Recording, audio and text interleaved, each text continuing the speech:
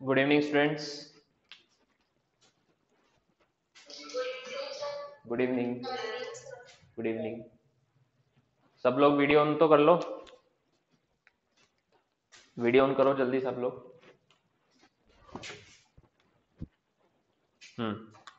सो NLM chapter चल रहा है। ओके, जल्दी से वीडियो ऑन कर लो। हमने नॉर्मल टेंशन का मैग्नीट्यूड और डायरेक्शन निकालना सीख लिया था, इसीलिए हमने Newton's first law, second law, third law ये सब पढ़ चुके हैं ना। फ्री बॉडी डायग्राम क्या होता है ये बना चुके हैं, पुली वाले क्वेश्चन कर चुके हैं, कंस्ट्रेंट मोशन कर चुके हैं। Okay, so our next topic is spring force. सो लिखो नेक्स्ट टॉपिक स्प्रिंग फोर्स, है ना। This is also contact type of force. हमने पढ़ा था कॉन्टेक्ट टाइप ऑफ फोर्स होता है। अभी स्प्रिंग फोर्स कौन सा फोर्स होता है? It is also a contact type of force. ठीक है,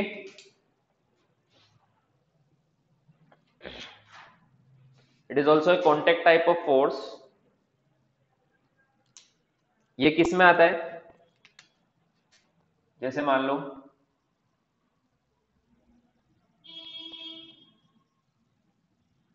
ये एक ब्लॉक है, इसको एक स्प्रिंग से कनेक्ट किया हुआ है हमने, है ना।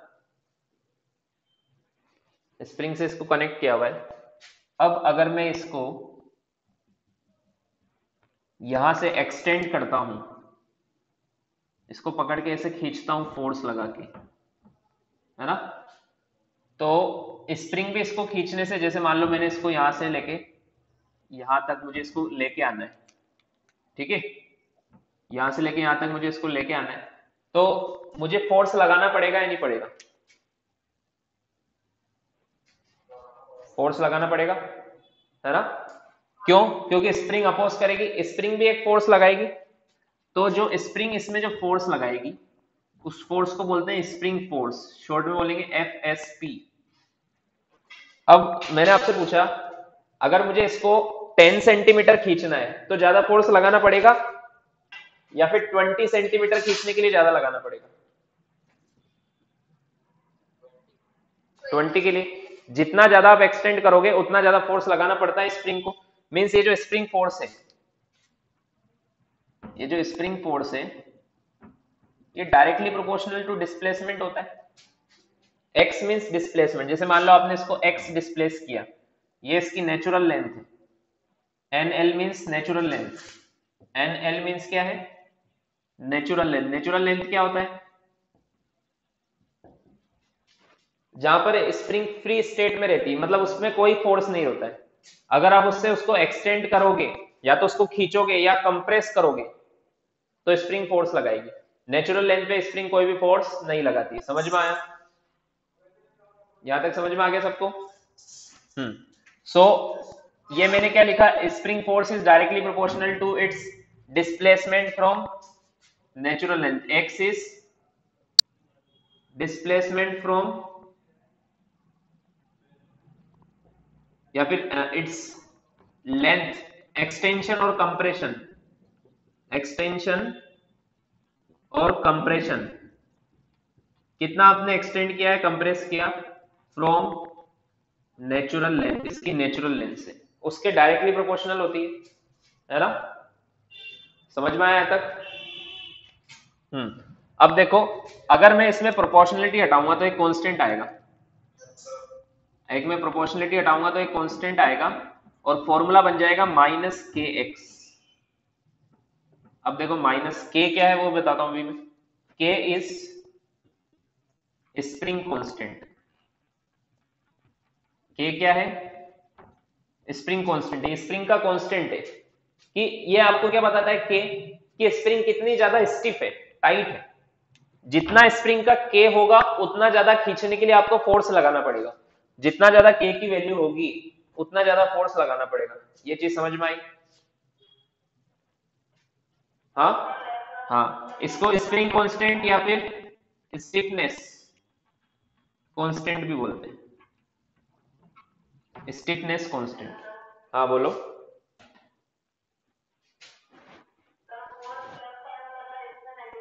हाँ वो भी बताता हूं मैं। देखो डिस्प्लेसमेंट किस तरफ हो रहा है? राइट साइड में, और फोर्स किस तरफ लग रहा है, लेफ्ट, मतलब फोर्स हमेशा डिस्प्लेसमेंट के अपोजिट लगता है। अगर एक्स राइट में है तो फोर्स लेफ्ट में लगेगा, इसलिए माइनस साइन आया। समझ में आया? Negative sign shows that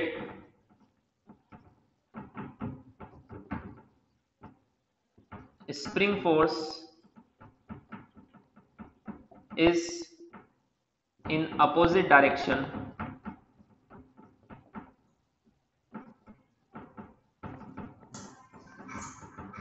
to the displacement। समझ में आया? लिखो इसको, टू द डिस्प्लेसमेंट लिखो इसको।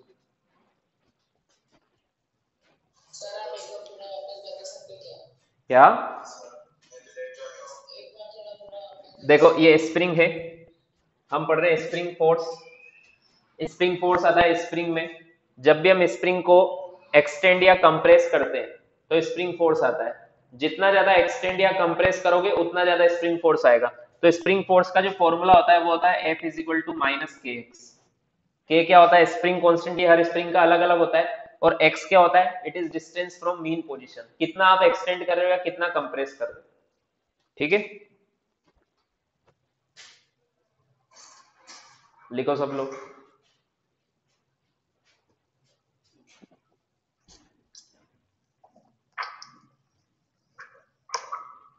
सर तो माइनस के क्यों है वो एक बार बता दीजिए। माइनस इसलिए है क्योंकि अगर मैं स्प्रिंग डिस्प्लेस इधर करूंगा तो स्प्रिंग फोर्स अपोजिट लगेगा, मैं जिस तरफ डिस्प्लेस करता हूं उसके अपोजिट स्प्रिंग फोर्स लगेगा। अगर मैं कंप्रेस करूंगा तो स्प्रिंग फोर्स इधर लगेगा, हमेशा अपोजिट लगता है ना spring force.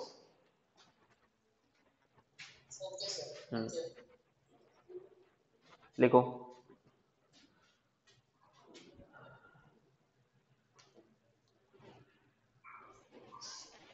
So x is always measured from natural length. x कहां से मेजर करते हैं? हमेशा नेचुरल लेंथ से। k की यूनिट क्या होगी? k की यूनिट क्या होगी? न्यूटन पर मीटर। k की यूनिट क्या होती है? स्प्रिंग कांस्टेंट की यूनिट न्यूटन पर मीटर।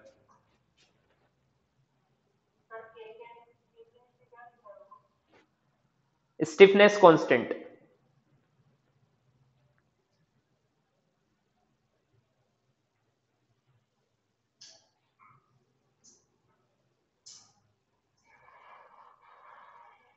हटा दूं? हाँ हाँ बोलो।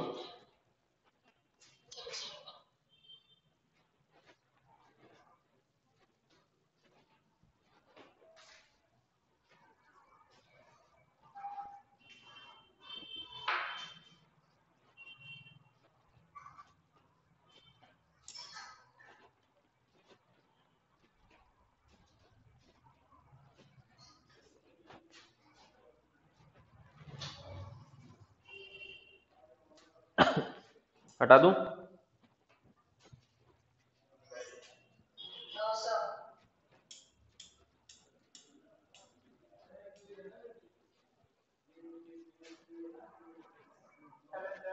हाँ बोलो।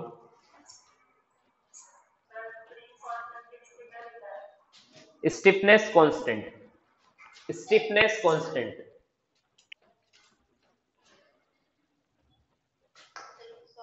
हाँ बोलो।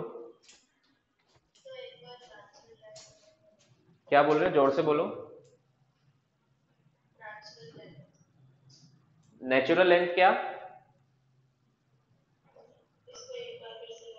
नेचुरल लेंथ वो होता है, जैसे अगर मैं इसको छोड़ दूं तो स्प्रिंग कहां पे जाके रुकेगी?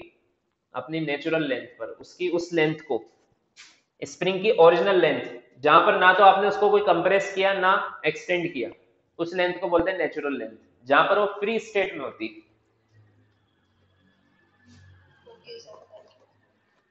हटा दूं?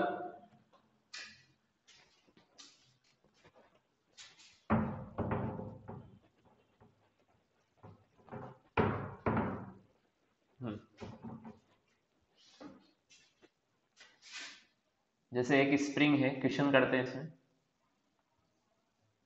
इसमें 5 kg का ब्लॉक है, इसका स्टिफनेस कांस्टेंट है 20 न्यूटन पर मीटर। हमसे पूछा है find find elongation in string, find elongation in spring। तो कैसे निकालेंगे, देखो elongation। देखो जैसे अभी तक हम कैसे क्वेश्चन करते थे, टेंशन होती थी तो हम उसमें टेंशन निकालते थे, है ना। अगर स्ट्रिंग होती थी तो उसमें अगर इसकी जगह स्ट्रिंग होती और ये 5 kg होता तो इसको इसके वेट को किसने बैलेंस किया हुआ है, 50 न्यूटन को किसने बैलेंस किया हुआ है, टेंशन ने। तो इस केस में क्या बोलते थे हम, T is equal to 50 newton, है ना। वैसे यहां पर इसके वेट को 50 न्यूटन को किसने बैलेंस किया हुआ है, स्प्रिंग फोर्स ने। इसमें इस स्ट्रिंग में बोलते हैं टेंशन, स्प्रिंग में बोलते हैं स्प्रिंग फोर्स। समझ में आया। तो स्प्रिंग फोर्स बताओ, अब ये रेस्ट पर ही तो है, दिस इज एट रेस्ट, तो spring force is equal to क्या होगा, 50 न्यूटन। समझ में आया। अब देखो हमने पढ़ा था स्प्रिंग फोर्स का फॉर्मूला होता है माइनस के एक्स, इसका मैग्नीट्यूड कितना होता है स्प्रिंग फोर्स का, के एक्स। माइनस तो बस ये बताता है कि अगर एक्सटेंशन राइट में है तो फोर्स लगेगा लेफ्ट में, एक्सटेंशन राइट लेफ्ट में तो फोर्स लगेगा राइट में। समझ में आया। तो स्प्रिंग फोर्स हमें क्या बताना है, एलोंगेशन, मतलब हमें एक्स बताना है, ये अपनी नेचुरल लेंथ से कितने ज्यादा एक्सटेंड हो गई है, एक्सटेंड हुई होगी ना, ठीक है। So spring force is equal to आया 50, तो इसकी जगह क्या लिख देंगे, के एक्स इज इक्वल टू 50, तो एक्स इज इक्वल टू आ जाएगा 50 बाई के कितना है 20, मतलब 2.5 मीटर। समझ में आया। हाँ आवाज नहीं आ रही है। तो एक्सटेंशन कितना आया, क्या के माइनस में क्यों होगा यार, के तो कितना स्टिफ है स्प्रिंग वो बताता है, प्लस में होगा ना, के तो एक कांस्टेंट है। लिखो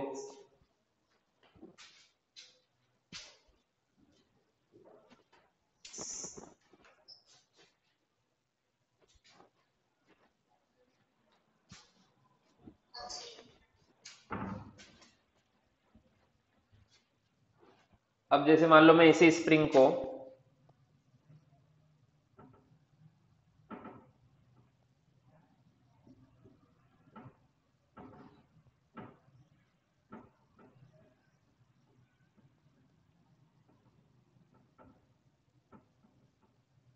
ऐसे ब्लॉक लगा दूं, तो ये 5 kg का ब्लॉक ऐसे लगा दिया इंक्लाइन प्लेन पर, ये एंगल है 37 डिग्री, इसका के है 20 न्यूटन पर मीटर।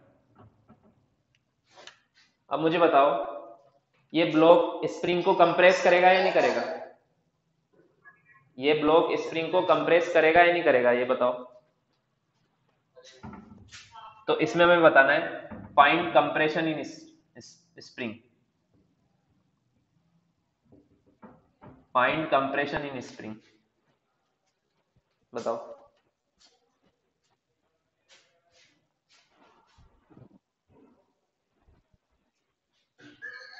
सर वो कितना किलो लिखा, क्या बोल रहे हो, 20 न्यूटन पर मीटर, कितना KG, 5 kg, KG 5 kg, 5 kg।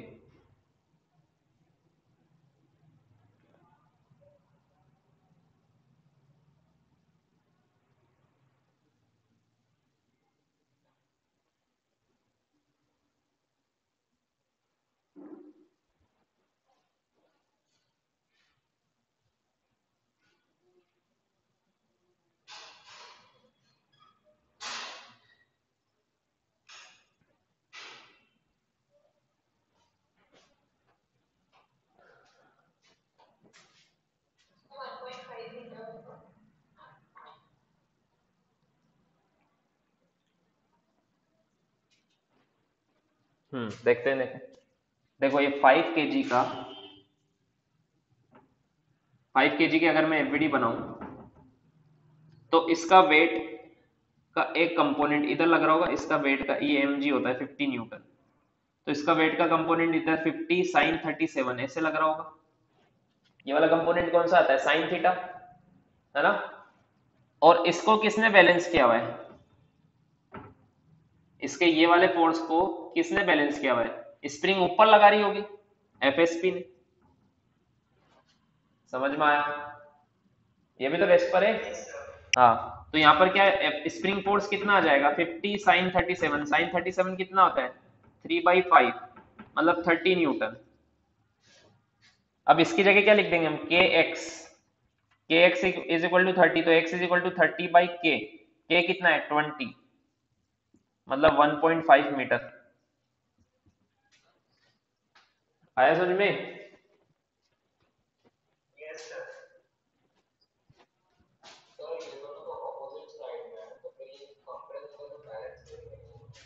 क्या?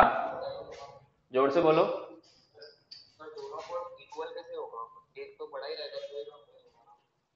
अरे कहीं ना कहीं जाके तो बैलेंस हो जाएंगे ना वो। देखो ये तो कितना लग रहा है? 30 न्यूटन। शुरुआत हमने ये कब पूछा है? इक्वल होने के बाद। स्टार्टिंग में जैसे आपने स्प्रिंग पर ये ब्लॉक रखा तो नीचे तो 30 न्यूटन लग रहा है, बट अभी कोई स्प्रिंग फोर्स नहीं लग रहा है, तो धीरे धीरे कंप्रेस करेगा इसको। कब तक कंप्रेस करेगा? जब तक स्प्रिंग फोर्स भी 30 न्यूटन ना हो जाए। समझ में आया क्या? फिर यही तो पूछा कितना कंप्रेस किया, उसके बाद रुक जाएगा।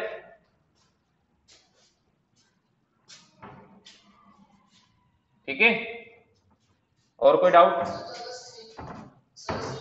हाँ, स्प्रिंग का ज्यादा क्यों होगा? स्प्रिंग तो जितना रिक्वायरमेंट है उतनी लगाएगी ना। जितना आप फोर्स लगाओगे उतना स्प्रिंग लगाएगी, उससे ज्यादा क्यों लगाएगी? तो एक्स कम हो जाता है। अगर स्प्रिंग का के मान लो 30 कर दो, तो यहाँ पे एक्स 30/30 1 मीटर आएगा।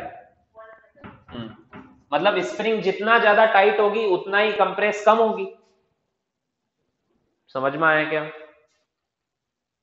हाँ, अरे के ज्यादा होगा तो एक्स कम हो जाएगा। समझ में आया?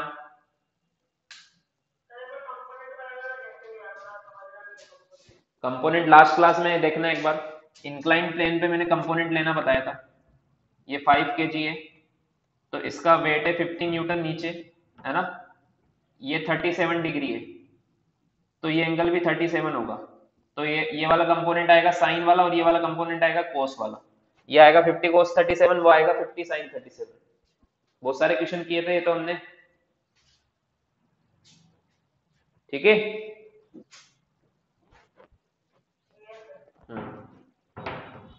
अब देखो, इसलिए कोई लेक्चर मिस मत करना, वरना आगे कुछ भी समझ में नहीं आएगा। पहले बोल रहा हूं मैं, हर चीज लिंक्ड है। अब देखो, मान लो एक ये स्प्रिंग है, इसको दो लोगों ने खींचा हुआ है।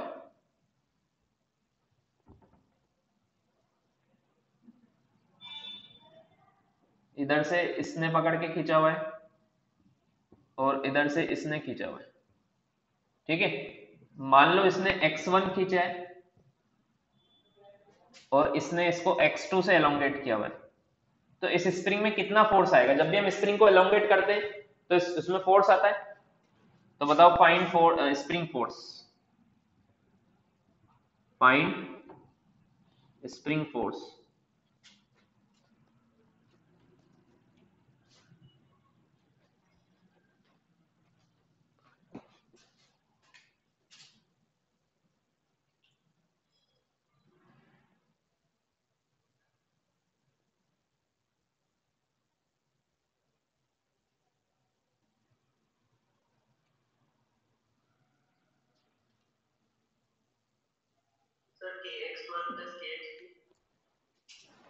Yes, good.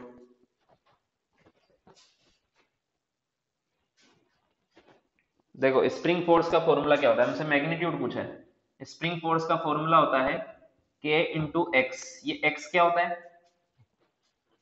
इलोंगेशन और कंप्रेशन। तो इसमें टोटल इलोंगेशन कितना हुआ?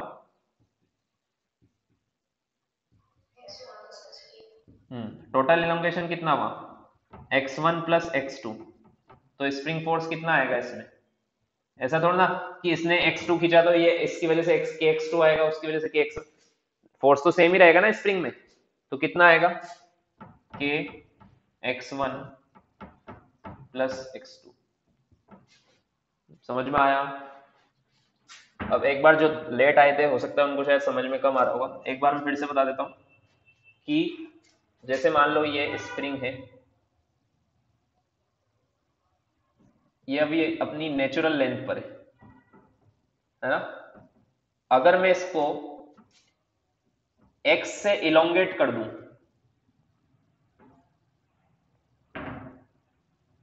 अगर मैं इसको x से इलोंगेट कर दूं तो स्प्रिंग फोर्स, मैंने इलोंगेशन इधर किया है, स्प्रिंग फोर्स उसके अपोजिट लगता है, कितना लगता है kx। और अगर मैं इसको कंप्रेस कर दूं,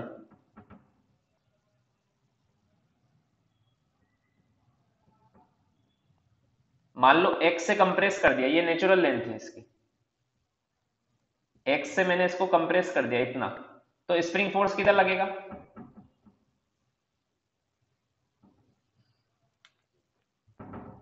इस तरफ, कितना लगेगा kx। समझ में आया क्या सबको? बना लो डायग्राम।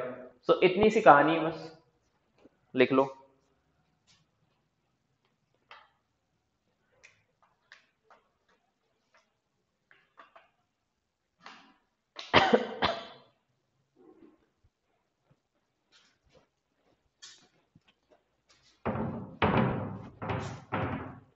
और क्वेश्चन करते हैं।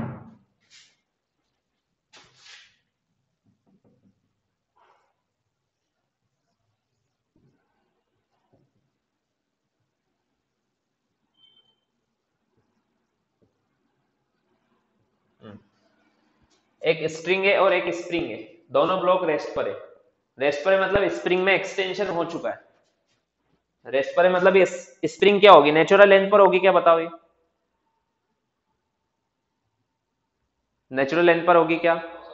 नहीं, एक्सटेंशन हो चुका है इसमें, ठीक है। तो ये मत सोचना अभी तो एक्सटेंड होगी ये, वो सबके बाद का ही क्वेश्चन पूछ रहा हूं मैं। ये इक्विलिब्रियम में दोनों ब्लॉक, हमसे इस स्ट्रिंग में टेंशन पूछा है, स्ट्रिंग में टेंशन कितना है बताओ।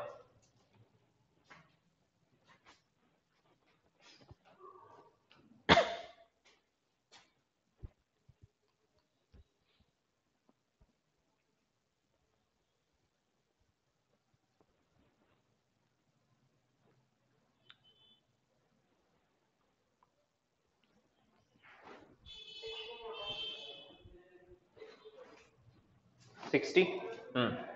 देखो इसका सिंपल, वैसे ही जैसे स्ट्रिंग में करते थे वैसे ही करना है। देखो इसके पे नीचे वेट कितना लग रहा होगा 40, तो यहां पर टेंशन की जगह आ रहा होगा स्प्रिंग फोर्स, कितना 40। ये रेस्ट पर है ना अभी, है ना। स्प्रिंग एलोंगेट है तो अंदर की तरफ फोर्स लगा रही होगी इसको, कितना इसके इक्वली लगा रही है। और इस स्प्रिंग में, जैसे स्प्रिंग में पूरी स्प्रिंग में फोर्स सेम रहता है, वैसे पूरी स्प्रिंग में भी फोर्स सेम रहता है। स्प्रिंग भी मासलेस है, अभी लिखवा दूंगा मैं, spring is massless, hence spring force is same through out the spring. जैसे मैंने टेंशन स्प्रिंग में बताया था ना, स्प्रिंग को मासलेस क्यों लेते हैं, ताकि पूरी स्प्रिंग में टेंशन सेम हो। वैसे स्प्रिंग भी क्या होगी, मासलेस, ताकि यहां से लेके यहां तक पूरी स्प्रिंग में ये स्प्रिंग फोर्स सेम रहेगा। समझ में आया? तो पूरे स्प्रिंग में स्प्रिंग फोर्स सेम है, तो मुझे बताओ यहां पर स्प्रिंग फोर्स किधर लग रहा होगा, ऊपर या नीचे? इस जगह नीचे। जैसे मान लो स्प्रिंग एक स्प्रिंग इलोंगेटेड है, तो दोनों तरफ से खींच रही होगी ना नेचुरल लेंथ पे आने के लिए, दोनों तरफ से ऐसे पुल कर रही होगी ना अंदर की तरफ, ताकि नेचुरल लेंथ पे आ जाए। तो इधर कैसे लग रहा होगा स्प्रिंग फोर्स,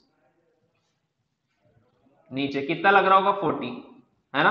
अब इस ब्लॉक पे एक तो ये नीचे लग रहा है कि इसका वेट भी लग रहा है नीचे 20, तो 2 kg पर टोटल नीचे कितना लग रहा है 60। तो ऊपर ऊपर क्या लग रही होगी, टेंशन, टेंशन कितनी लग रही होगी 20 प्लस 40 16। समझ में आया क्या?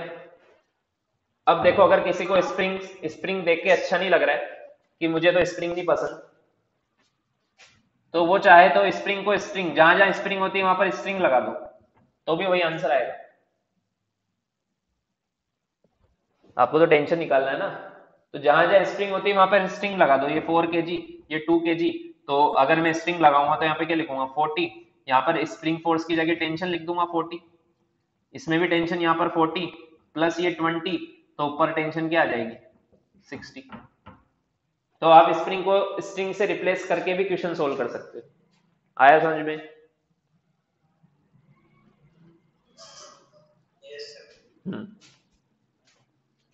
लिखो।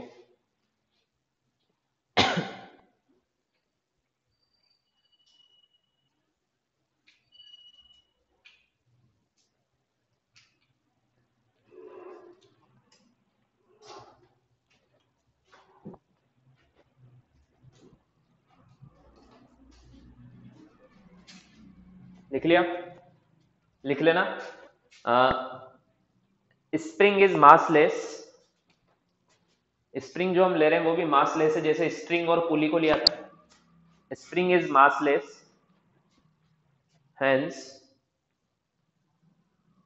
hence spring force is same, spring force is same, spring force is same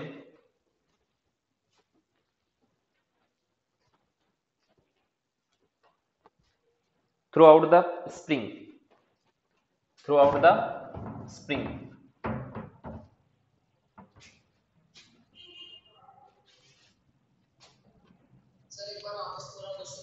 question नहीं है,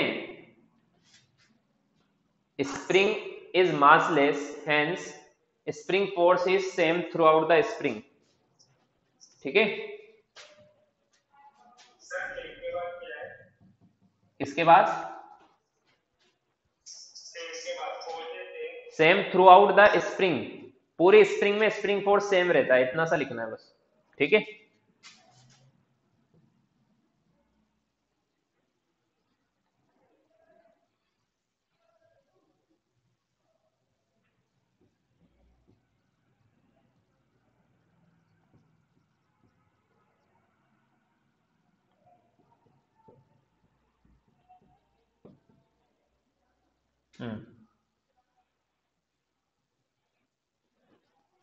ये पुली से कनेक्टेड है ब्लॉक। ठीक है? हमें बताना है फाइंड एलोंगेशन इन स्प्रिंग, फाइंड एलोंगेशन इन स्प्रिंग। स्प्रिंग का के गिवन है 50 न्यूटन पर मीटर, स्प्रिंग का के गिवन है 50 न्यूटन पर मीटर।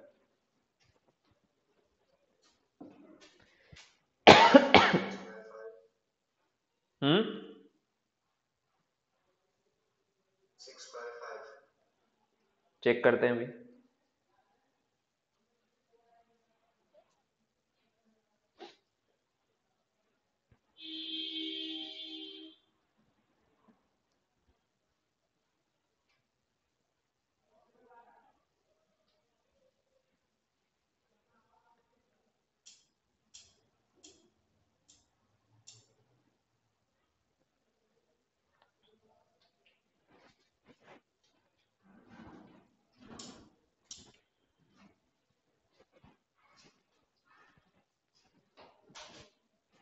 चलो देखो इधर,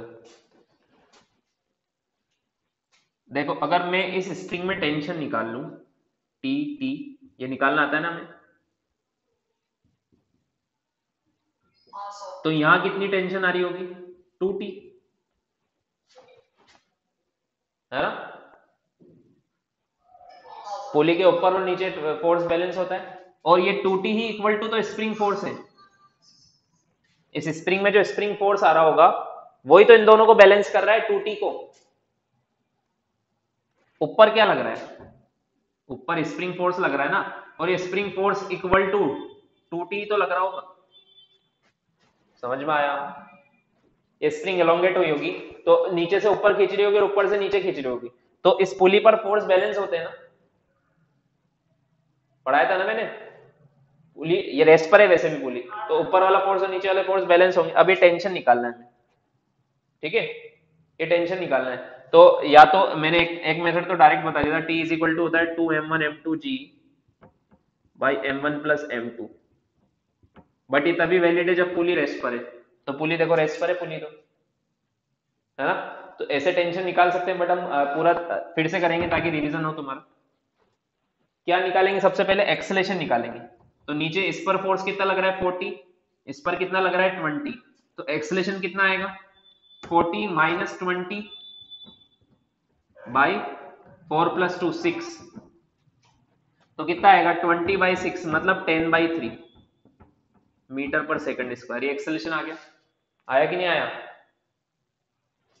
सो इस एक्सेलेरेशन से नीचे जाएगा और ये ऊपर जाएगा। तो किसी भी एक की एफबीडी बना दो। 2 kg की अगर मैं एफबीडी बनाऊं तो 2 kg पर ऊपर टेंशन लग रहा है, नीचे 20 लग रहा है और ये ऊपर जा रहा है। बताओ कौन सा फोर्स बड़ा है, टी। तो क्या लिखेंगे, T minus 20 is equal to 2 into A कितना है 10/3। तो टी इज इक्वल टू हो जाएगा 20 प्लस 20/3 मतलब कितना आएगा 60 प्लस 20 80/3 न्यूटन आएगा। समझ में आया। अब देखो पुली पर नीचे दोनों तरफ से 80/3 लग रहा है और ऊपर क्या लग रहा है स्प्रिंग फोर्स। तो स्प्रिंग फोर्स कितना लगेगा 160/3। समझ में आया, ठीक है। और इसको हम किसके इक्वल कर सकते हैं के एक्स के। तो एक्स आ जाएगा 160/3 अपॉन के कितना है 50। तो ये आंसर आएगा 16/15 मीटर। समझ में आ गया।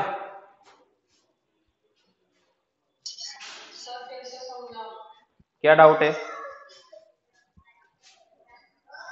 सर आप मुझे समझा नहीं कि आपने डाउट कहां पर है पहले ये बताओ। हाँ आप हम डायरेक्ट भी तो कर सकते थे ना, जब 20 + 60 करके। डायरेक्ट क्या कर सकते थे, मुझे लगा कि टेंशन डायरेक्ट होगा। डायरेक्ट क्यों आ जाएगा, ये पुली है ना, पुली में टेंशन निकालनी पड़ेगी ना। डायरेक्ट ब्लॉक थोड़ा ना लटकाया हमने स्प्रिंग में। थोड़ा दिमाग लगाओ, पढ़ा दिया तुमको ये सब मैंने। ये क्वेश्चन दिया है क्या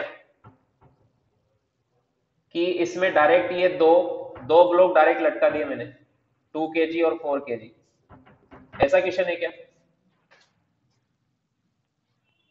ये डिफरेंट है, तो डायरेक्ट नहीं आएगा 40 + 60 करने से। समझ में आया।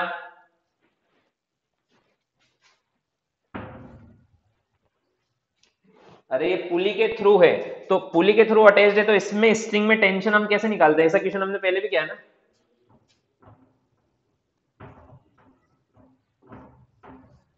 यहां पर टेंशन निकालना टी। अब यहां पर टी है तो यहां पर कितना होगा 2t। तो हमने ऐसे किया था क्या 20 + 6 40 60, यहां पे डायरेक्ट 60 आ जाएगा, ऐसा किया था क्या। हाँ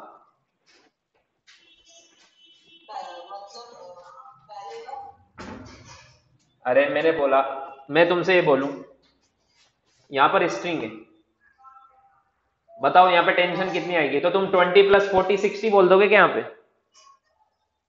हाँ सर। क्यों बोलोगे ऐसा। सर क्योंकि टेंशन दो दफा जा रहा है ना, अरे ये रेस्ट पर थोड़ा ना है, एक्सेलरेशन नहीं हो। ये ब्लॉक तो नीचे जा रहा है और ये ऊपर जा रहा है। हाँ सर, हाँ हाँ सर। इसको कैसे निकालते हैं मैंने पढ़ाया ना, तुम क्लास लेक्चर अटेंड नहीं कर रहे हो क्या। हाँ ये टेंशन निकालना सिखाया है ना मैंने, टेंशन से ये टी निकलेगा तो ऊपर का टेंशन 2t आएगा। ये टी कैसे निकालते हैं, ये पूरा ऐसे निकालते हैं टेंशन, तो ऊपर डबल आएगा। हाँ सर। ठीक है, ध्यान से पढ़ो थोड़ा। लिखो। हाँ सर।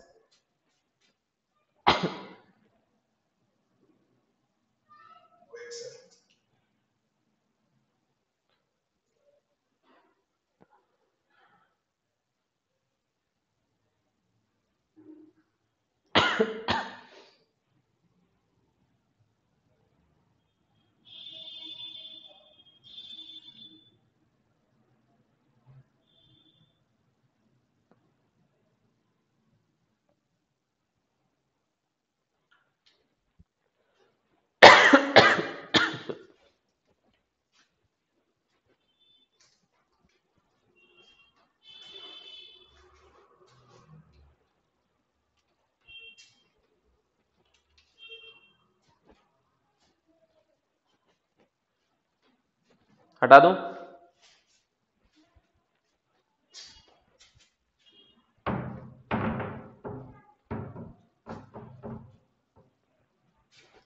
नेक्स्ट टॉपिक लिखो, कटिंग प्रॉब्लम्स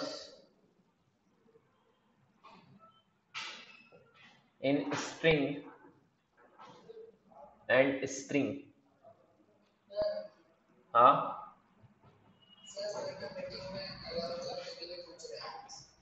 अभी तो रिक्वेस्ट, हाँ, cutting problem in string and spring. ठीक है, ये कैसे क्वेश्चन होते हैं देखो।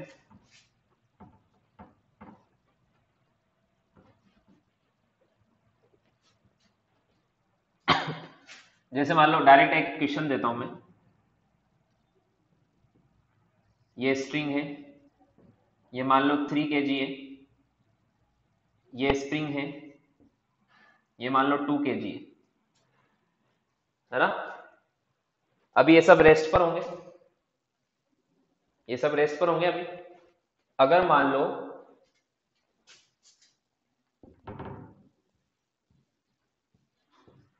मैंने इसको सीजर से कट कर दिया स्ट्रिंग को, तो दोनों नीचे गिरेंगे, गिरेंगे या नहीं गिरेंगे, है ना। तो आपसे पूछा है फाइंड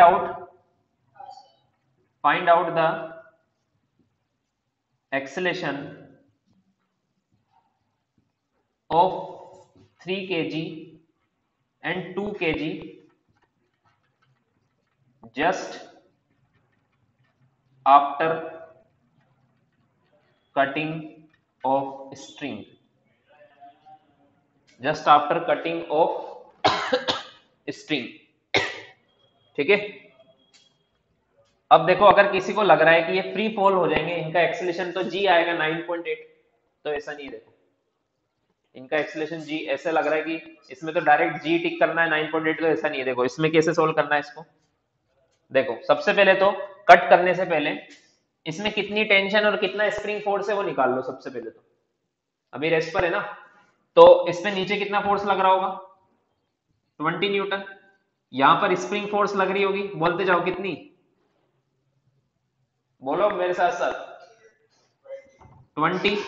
हाँ, यहां पर इस पूरी स्प्रिंग में सेम लग रहा होगा स्प्रिंग फोर्स 20 न्यूटन। यहां पर टेंशन निकालना है तो इसका वेट भी ऐड हो जाएगा, 3 kg का 30 न्यूटन। तो इस स्ट्रिंग में अभी टेंशन कितनी है, 0 होगी क्या है।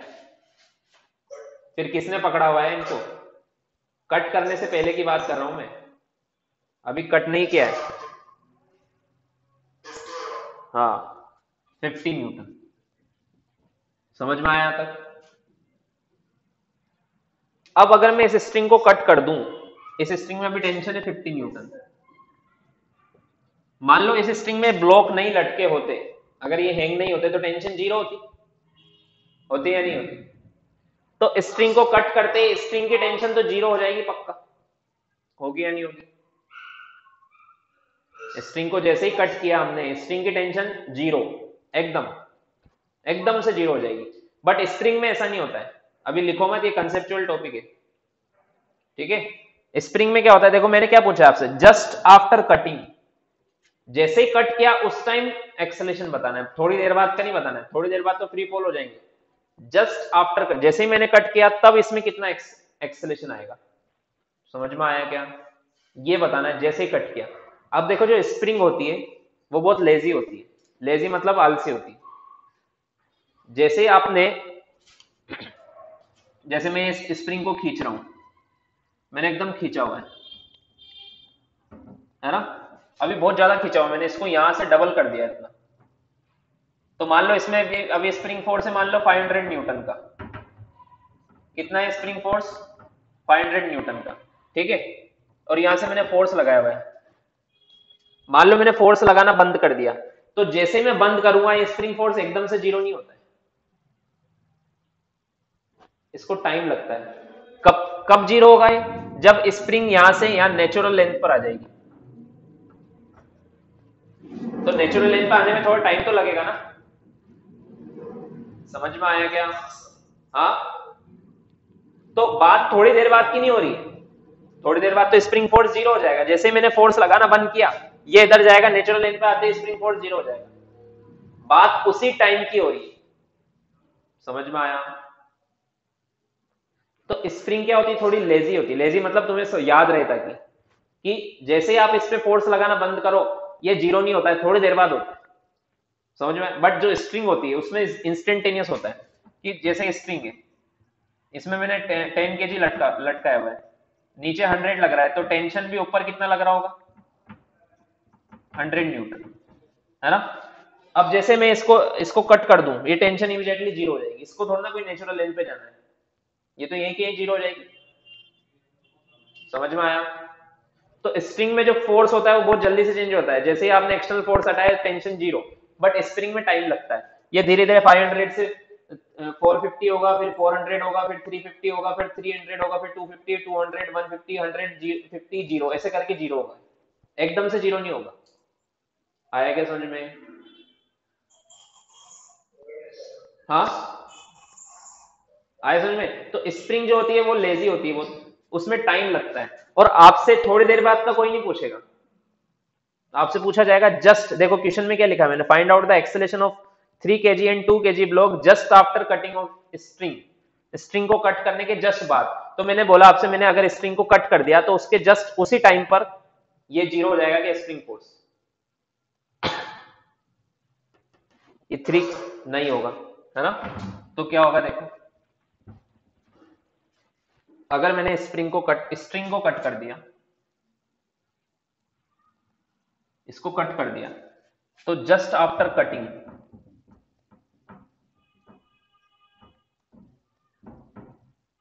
Just after cutting of string, ठीक है, ध्यान रखना, अभी स्ट्रिंग को कट कर रहे हैं, फिर अगले क्वेश्चन में स्प्रिंग को भी कट करेंगे। स्ट्रिंग को कट करते ही टेंशन तो जीरो हो गई, बट स्प्रिंग फोर्स जीरो नहीं होता है, ठीक है? इसको बोलते हैं लेजीनेस ऑफ स्प्रिंग। समझ में आया क्या? इसको टाइम लगता है, ये जीरो तभी होगा ना। स्प्रिंग फोर्स का फॉर्मूला क्या होता है, के एक्स, जब एक्स जीरो होगा तभी स्प्रिंग फोर्स जीरो होगा। आया क्या समझ में? हाँ, तो जब जब हमने कट किया था उस टाइम पे एक्स जीरो था क्या? एलोंगेटेड है ना स्प्रिंग तो। तो जैसे स्ट्रिंग को कट कर रहे हैं, जैसे स्ट्रिंग को कट कर रहे हैं, एक्स को जीरो होने में टाइम लगेगा, बार बार समझा रहा हूं, समझ में आ गया? तो अब मुझे बताना है एक्सेलरेशन, तो ये कंसेप्ट लगाना पड़ेगा कि जैसे मैंने स्ट्रिंग को कट किया तो 3 kg वाला जो ब्लॉक है, इसमें जो ऊपर टेंशन लग रही थी ये तो जीरो हो गई, 50 से सडनली जीरो हो गई। और नीचे क्या लग रहा था, ये मैंने 3 kg की एफबीडी बनाई, नीचे एक तो 30 न्यूटन इसका लग रहा था, और एक स्प्रिंग फोर्स, ये आपको एज इट इज उतना का उतना ही लेना है, उसी टाइम पे तो उतना ही लगेगा, धीरे धीरे कम होगा। है तो समझ में आया? तो इसमें नीचे नीचे 50 लग रहा है और ऊपर जीरो लग रहा है, तो इसका एक्सेलरेशन कितना आएगा, नीचे की तरफ कितना आएगा? नीचे फोर्स लग रहा है 50 बाई मास 3, इतना आएगा। समझ में आया? ये आएगा इसका एक्सेलरेशन। ये फ्री फॉल से भी ज्यादा है, this is greater than free fall. आपने देखा होगा जैसे हम स्प्रिंग को छोड़ते हैं, बहुत तेज एक्सेलरेशन आता है उसमें, आता है कि नहीं आता है? ये कितना 16 17 के बीच में आ रहा है, फ्री फॉल तो 9.8 होता है, उससे भी ज्यादा है एक्सेलरेशन। बट ये उसी इंस्टेंट पर धीरे धीरे कम हो जाएगा ये, जैसे जैसे स्प्रिंग फोर्स कम होगा, ये स्प्रिंग फोर्स है ना नीचे जो लग रहा है 20 न्यूटन, जैसे जैसे नीचे जाएगी स्प्रिंग फोर्स कम होगा तो एक्सेलरेशन भी कम हो जाएगा। आया क्या समझ में? अब 2 kg की बात करते हैं। क्या?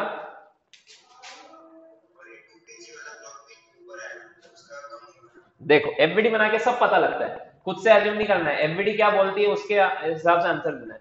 मैं फ्री बॉडी डायग्राम बना रहा हूं 2 kg का जस्ट आफ्टर कटिंग, ये जस्ट आफ्टर कटिंग बना रहा हूं पूरा 2 kg का। नीचे 20 न्यूटन है, ग्रेविटेशनल फोर्स तो हमेशा ही लगता है, वो तो हमेशा ही लगता है। ऊपर ये स्प्रिंग फोर्स जीरो हो जाएगा क्या? इसको टाइम लगेगा ना, इसको तो टाइम लगेगा। तो जब हमने कट किया तब इस पे ऊपर भी 20 लग रहा है, नीचे भी 20 लग रहा है। तो जैसे हमने कट किया स्टार्टिंग में तो इसका एक्सेलरेशन 0 ही रहेगा। समझ में आया?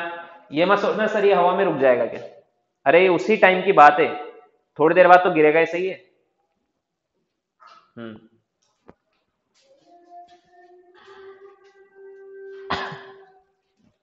लिखो।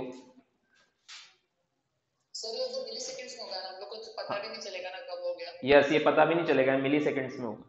लिंक ओपन है।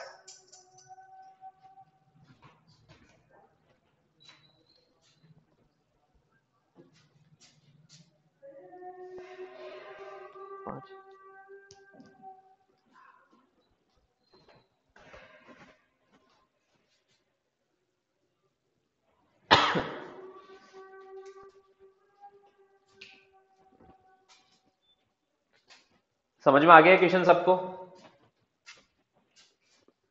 हाँ सर। तो जो मैं बोलूंगा वो एक लाइन में लिखो।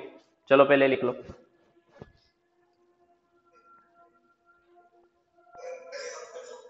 क्या?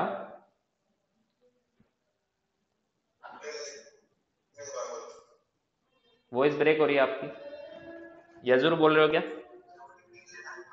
हाँ लिखो लिखो।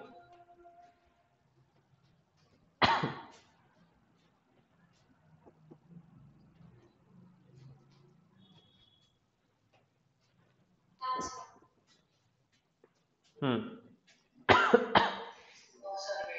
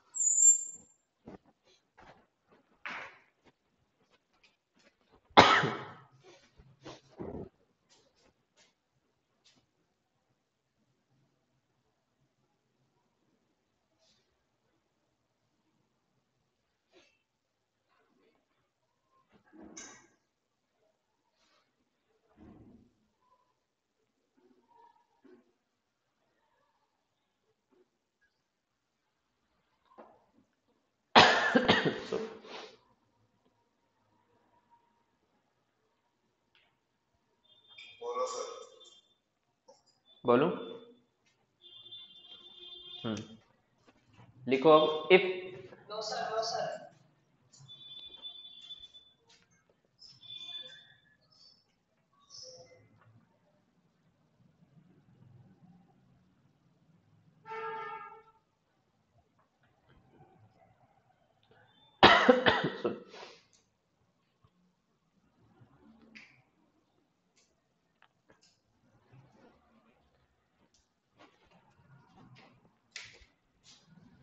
देखो अभी हमने कौन सा केस देखा, स्प्रिंग को कट करने वाला, फिर स्प्रिंग वाला भी देखेंगे, ठीक है।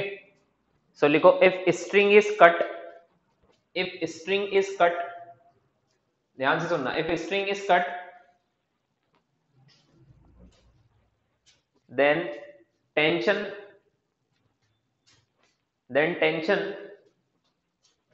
become zero immediately, then tension become zero immediately,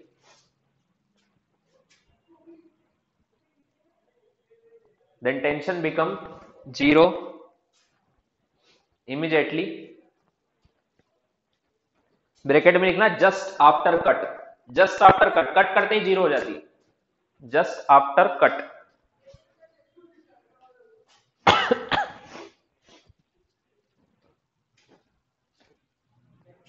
ठीक है।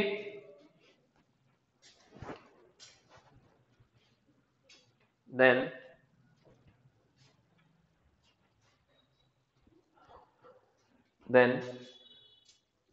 इसके बाद लिखो and spring force does not,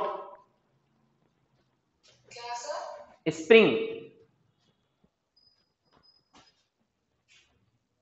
spring force does not change immediately. अगर आप स्प्रिंग को कट करते हो तो स्प्रिंग फोर्स इतनी जल्दी चेंज नहीं होता है, does not change immediately. Immediately मतलब जस्ट आफ्टर कट, ब्रैकेट में लिख लेना, मतलब स्प्रिंग फोर्स हमेशा उतना ही रहेगा, उसमें आपको कोई चेंज नहीं करना है।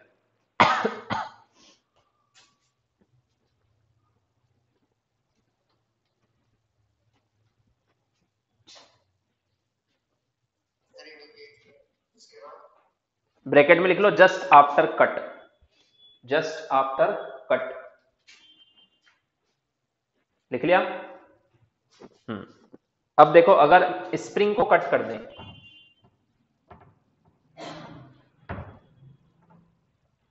अगर स्प्रिंग को कट कर दें फिर क्या होगा बताओ?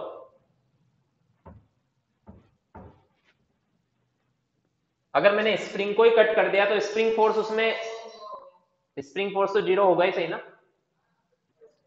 अगर मैंने, जैसे मान लो मैंने ये स्प्रिंग को एकदम टाइटली खींचा हुआ है, ठीक है, ऐसे फोर्स लगा के, इसमें स्प्रिंग फोर्स आ रहा है। अगर मैंने इसको मान लो कट कर दिया, तो इसको कट करते ही फिर तो स्प्रिंग ये ब्लॉक ही अलग हो गया पूरा, ये फोर्स जो फोर्स लगा रहा है वो ही अलग हो गया, तो इसमें कोई फोर्स बचेगा क्या सडनली? फिर अगर ध्यान रखना, अगर स्प्रिंग को कट करते हैं तो स्प्रिंग फोर्स सडनली जीरो नहीं होता है, कम नहीं होता है, चेंज नहीं होता है, बट अगर आपने स्प्रिंग को ही कट कर दिया फिर तो उसमें स्प्रिंग फोर्स ही नहीं बचेगा ना। समझ में आया? तो नेक्स्ट लाइन में लिखो इफ स्प्रिंग इज कट। अभी तक हम क्या देख रहे थे? स्प्रिंग को कट कर रहे थे। अगर स्प्रिंग को कट कर दिया तो just after cut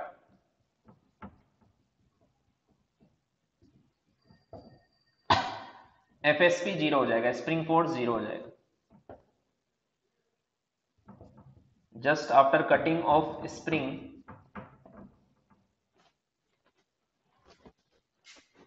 spring force खुद जीरो हो जाएगा।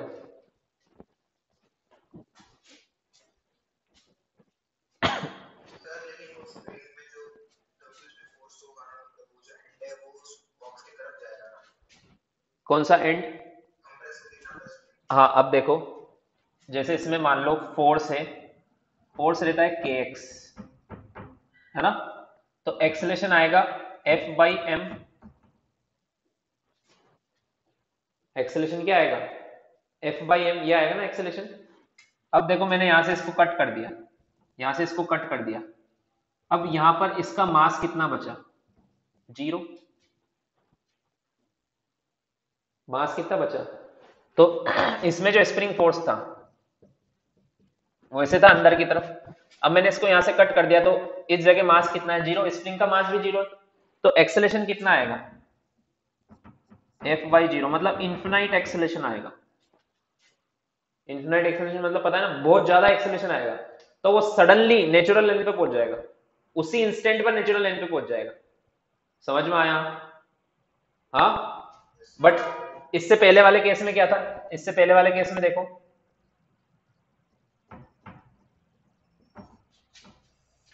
मान लो यहां से स्ट्रिंग को पकड़ा हुआ है किसी ने और इसको खींचा हुआ है, ठीक है, इसमें टेंशन आ रही है स्ट्रिंग में। अगर इस किसी ने इसको कट कर दिया,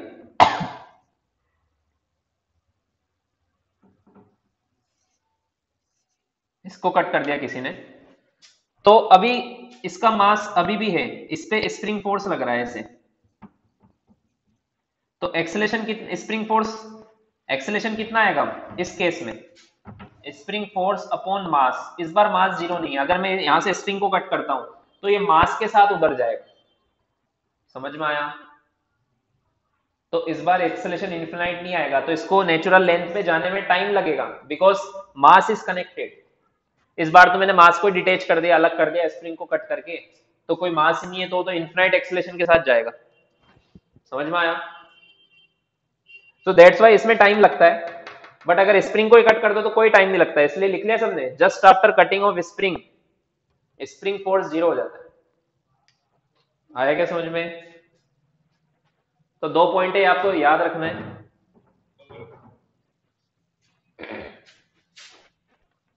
ठीक है, क्वेश्चन करते हैं इस पे।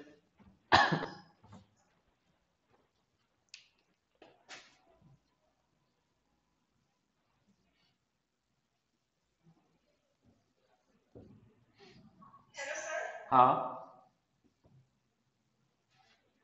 बोलो।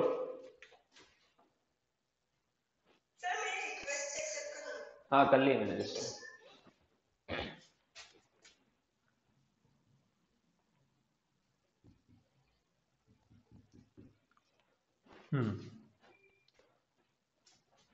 इसमें क्या किया हमने, स्प्रिंग को कट कर दिया। ठीक है, आपसे पूछा है find just after cut,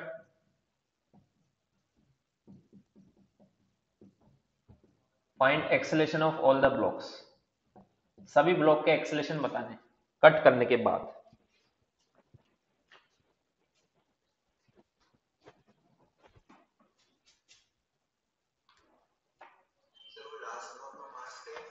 one के जी।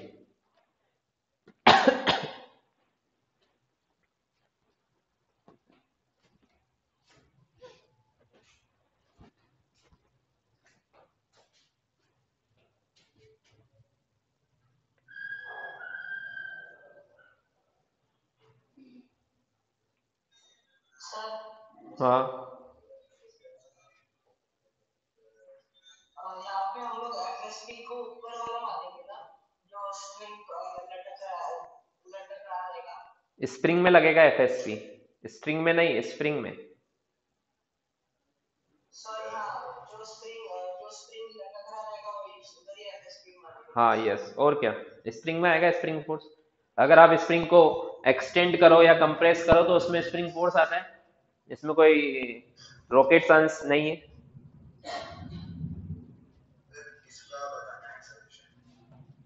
तीनों का।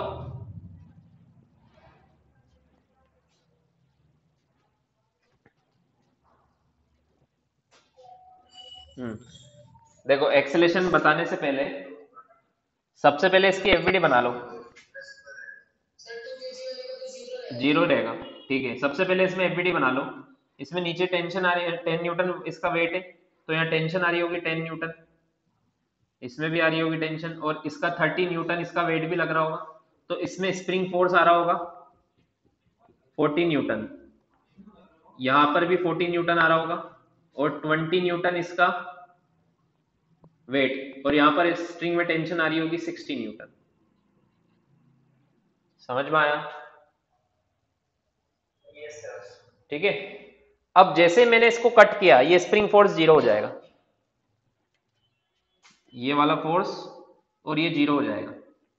तो ये तो इन दोनों पे तो अब कौन सा फोर्स लग रहा है, ये दोनों तो फ्री फॉल हो गए, ये दोनों तो, कौन दोनों, 3 kg और 1 kg, इस पर तो सिर्फ एक ही फोर्स लग रहा है, ग्रेविटी।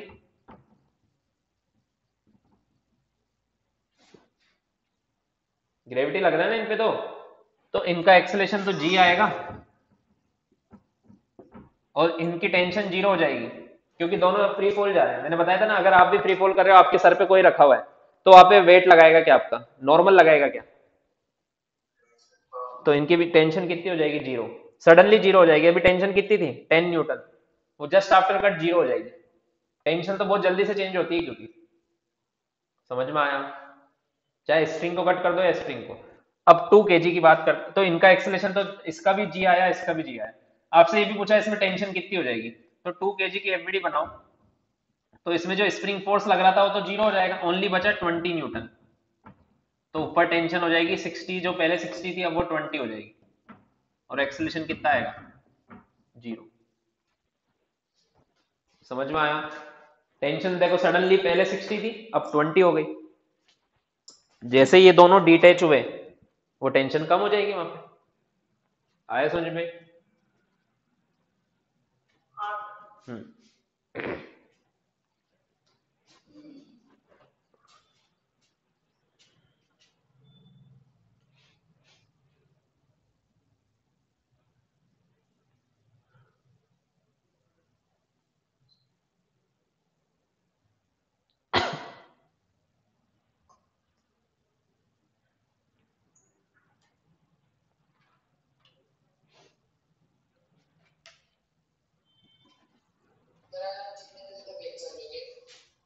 830।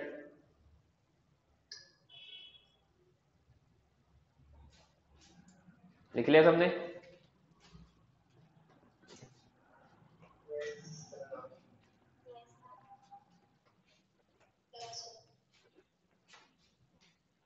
एक क्वेश्चन और करते हैं।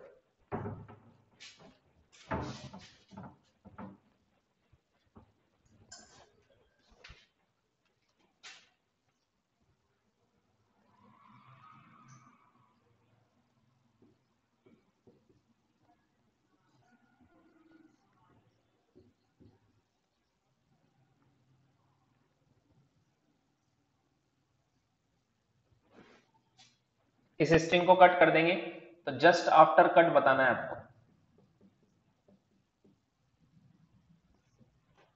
दोनों का एक्सेलेरेशन 2 kg 3 kg दोनों का एक्सेलेरेशन बताना है जस्ट आफ्टर कट।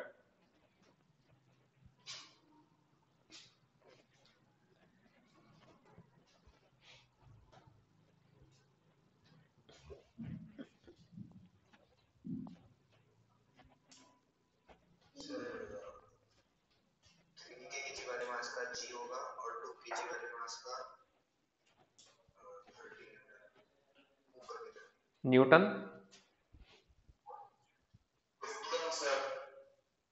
चेक करते हैं, चलो।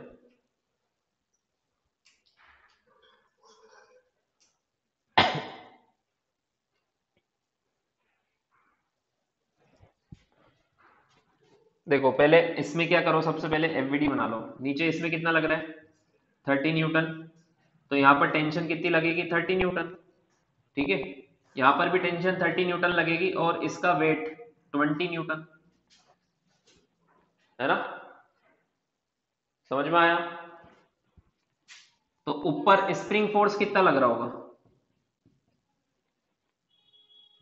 30 प्लस 20 50 50। अब स्ट्रिंग को कट करने से स्प्रिंग फोर्स चेंज होता है क्या इमीडिएटली? होता है नहीं होता? नहीं होता है। स्प्रिंग को कट करो तो ही होता है। तो जैसे ही मैंने इसको कट किया तो 3 kg पर तो ये टेंशन तो जीरो हो जाएगी। तो 3 kg पर एक ही फोर्स लग रहा है 30, तो इसका एक्सेलरेशन आएगा 10 नीचे की तरफ। ये तो फ्री फॉल हो गया, फ्री फॉल हो गया ना। तो 2 kg की अगर मैं बात करूं तो 2 kg पर इसका वेट तो लग ही रहा है 20 न्यूटन, बट ये स्प्रिंग फोर्स भी लग रहा है क्योंकि ये जीरो नहीं होगा। समझ में आया? सॉरी, स्प्रिंग फोर्स तो ऊपर लग रहा है ना, 50 न्यूटन। ये जीरो थोड़ा ना होगा। ठीक है, ऊपर कितना लग रहा है 50, नीचे कितना लग रहा है 20, तो एक्सेलेरेशन कितना आएगा? 50 माइनस 20/2, 15 मीटर पर सेकंड स्क्वायर का ऊपर की तरफ आएगा। जैसे हम इसको कट करेंगे ब्लॉक एकदम ऊपर जाएगा। समझ में आया? क्योंकि स्प्रिंग फोर्स जो 50 लग रहा है वो सडनली थोड़ा सा जीरो हो जाएगा, तो उसको ऊपर ले जाएगा।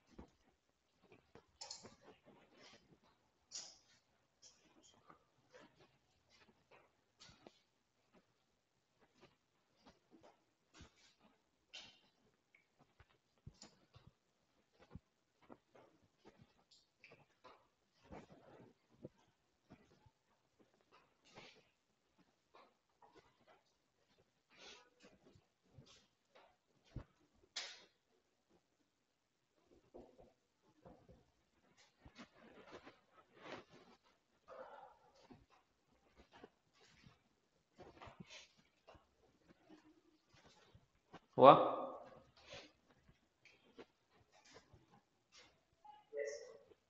नो सर वेट, सर एक मिनट सर वेट।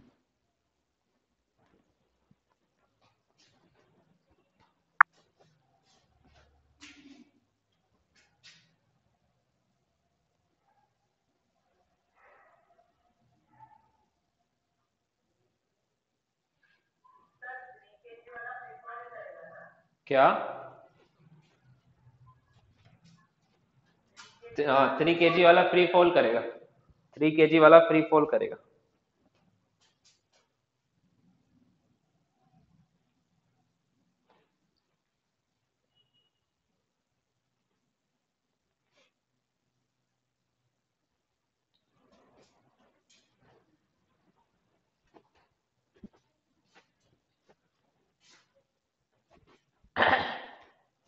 हटा दूं?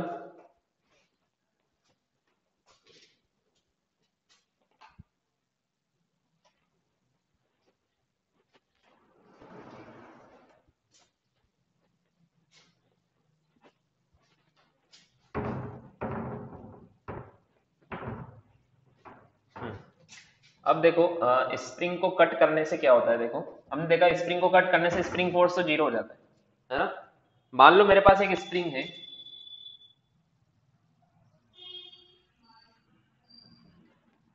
जिसकी ये नेचुरल लेंथ है,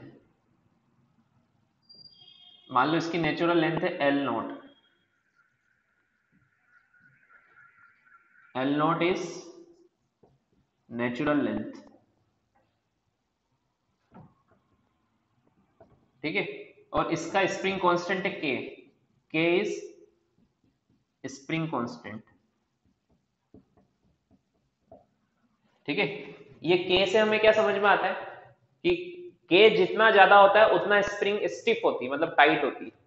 अब अगर मैं इसको कहीं से ऐसे कट कर दूं, यहां से मैंने कट कर दिया, तो इसकी नेचुरल लेंथ कम हो जाएगी, हो गया नहीं हो गया? अभी नेचुरल लेंथ पर ही है, this is at natural length. अगर मैं इसको कम कर दिया, ऐसे छोटी स्प्रिंग बना दिया, स्प्रिंग की लेंथ को मैंने कम कर दिया, अब इसकी नेचुरल लेंथ हो गई L0 डैश,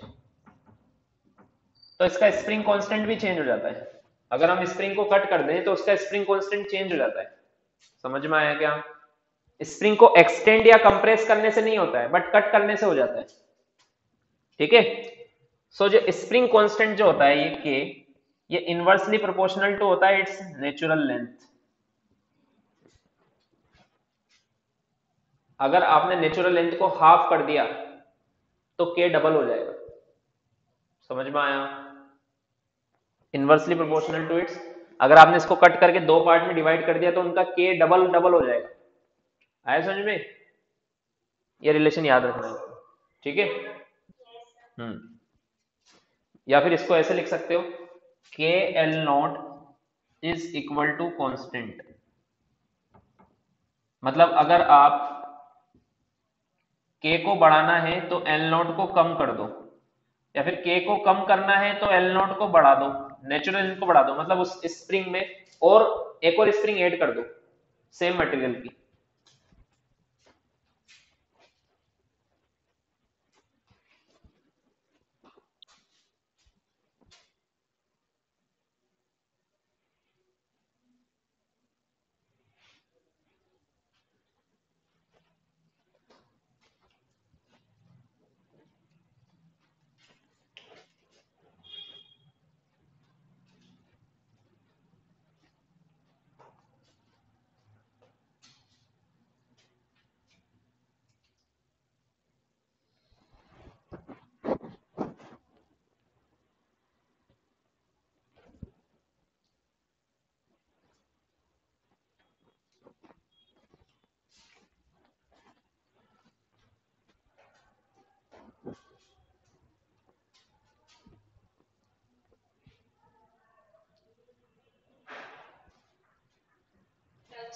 डन?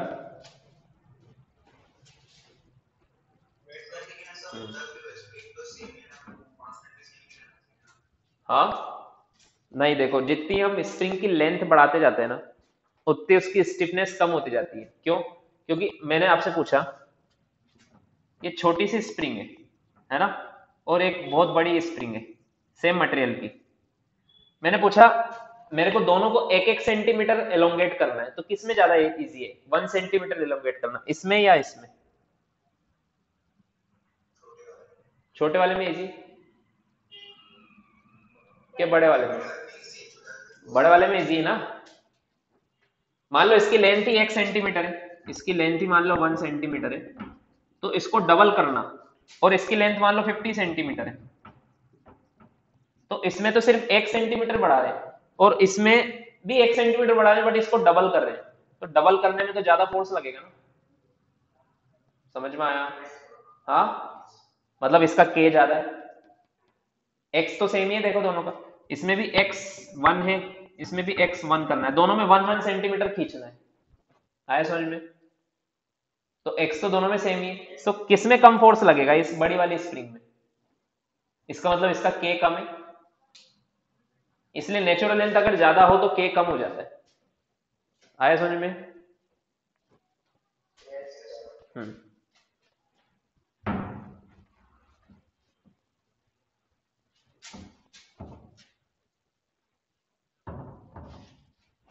एक क्वेश्चन करते हैं इस पे।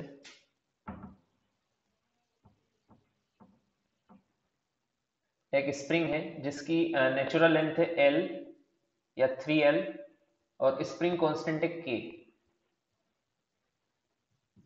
It is divided into 2 parts. इसको हमने 2 पार्ट में डिवाइड कर दिया। Of length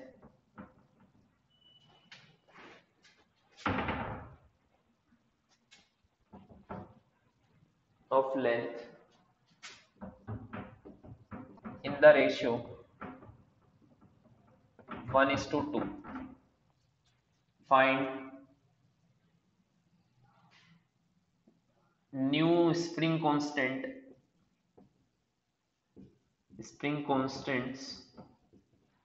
of both the spring.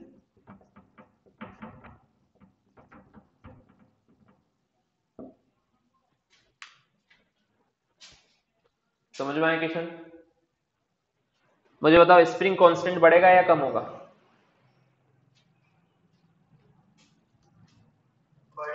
बढ़ेगा।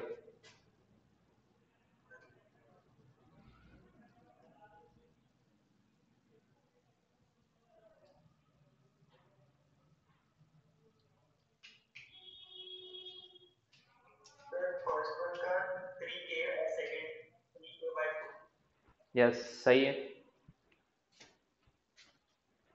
गुड तनिष।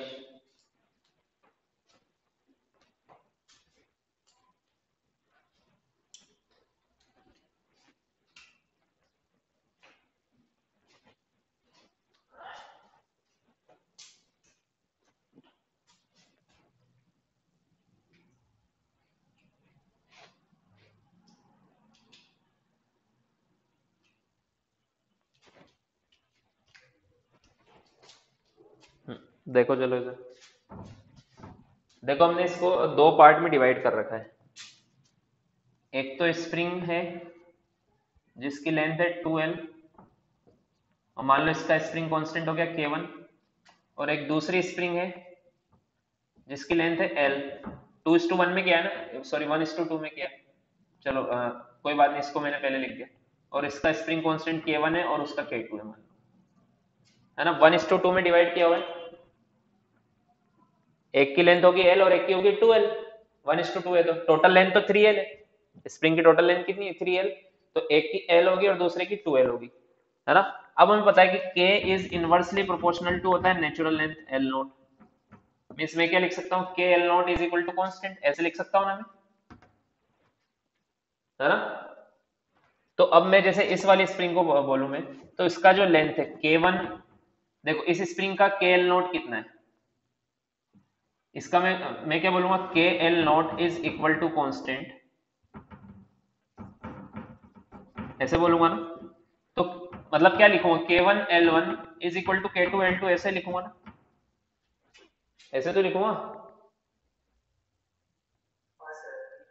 तो K1L1 मीन्स इसका K, जो पहले वाली स्प्रिंग थी उसका K था, लेंथ कितनी थी? 3L, और K2L2 मतलब अब मैं इसका निकाल रहा हूं पहले, तो इसका K कितना है? K1, और L कितना है? L। तो इसका K से K कैंसिल, कुछ उल्टा हुआ क्या? K1 लिखना है, K से K कैंसिल नहीं होगा। इसका K कितना है? K1, ठीक है, समझ में आया। तो L से L कैंसिल, तो K1 कितना आ गया? 3k, तो इसका कितना आ गया 3k। समझ में आया? वैसे उसका लिखूंगा KL naught is equal to constant. तो पहले वाली स्प्रिंग का कितना था,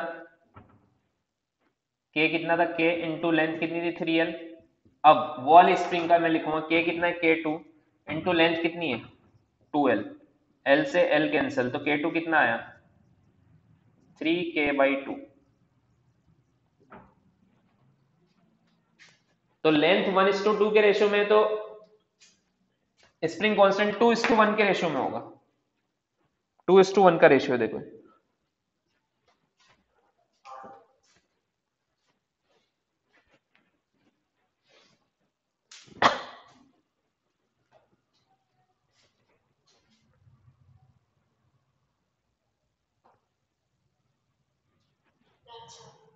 डन।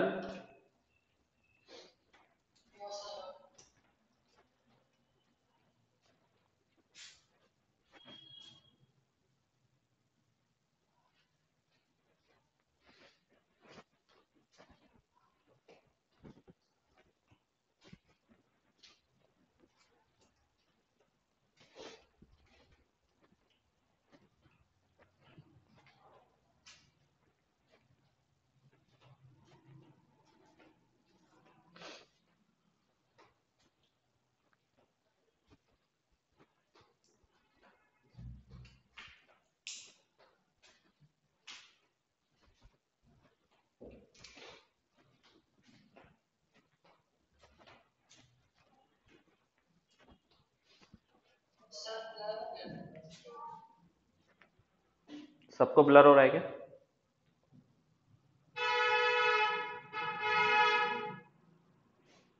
हाँ सर, एकदम क्लियर नहीं सर, क्लियर है सर। मुझे देन वो नेट की प्रॉब्लम है तुम्हारी। लिखो, चलो हटा दूं।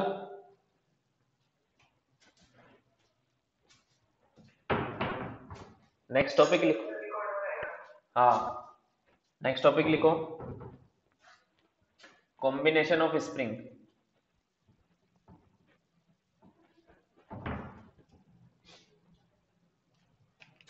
कॉम्बिनेशन ऑफ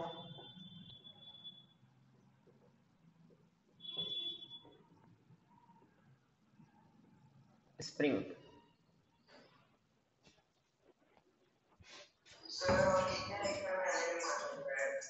ओके, लिखो कॉम्बिनेशन ऑफ स्प्रिंग। जैसे इसमें दो कॉम्बिनेशन होते हैं, एक होता है सीरीज कॉम्बिनेशन और एक होता है पैरेलल। दोनों में क्या होता है देखो, सिंपल है, थोड़ी सी चीजें हमें समझनी होगी। जैसे सीरीज कॉम्बिनेशन है, मतलब मैंने क्या किया, दो स्प्रिंग को सीरीज में जोड़ दिया ऐसे लाइन से, है ना। जैसे आपने क्लास 10 में पढ़ा होगा, रेजिस्टेंस को ऐड करते हैं सीरीज में, है ना। वैसे यहाँ पे क्या क्या मैंने ज्वाइन कर दिया लाइन से स्प्रिंग को, ठीक है। अब अगर मैं इस स्प्रिंग को एलोंगेट करता हूं, मान लो यहां से, मान लो x यहां तक लेके आ गया मैं इसको,